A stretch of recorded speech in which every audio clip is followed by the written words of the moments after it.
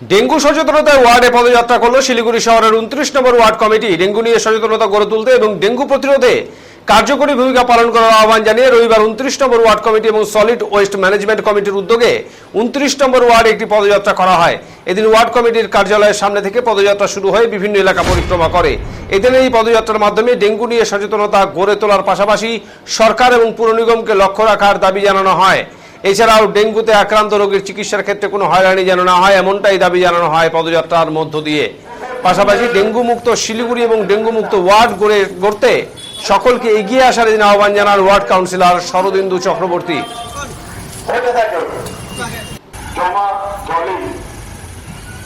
এই সচেতনতা আমাদের গড়ে তুলতে হবে।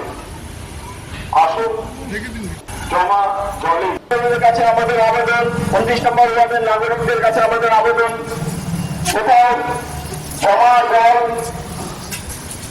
দীর্ঘদিন ধরে থাকতে দেবেন না। পরিষ্কার জলে ডেঙ্গু প্রাদুর্ভাব হতে থাকে।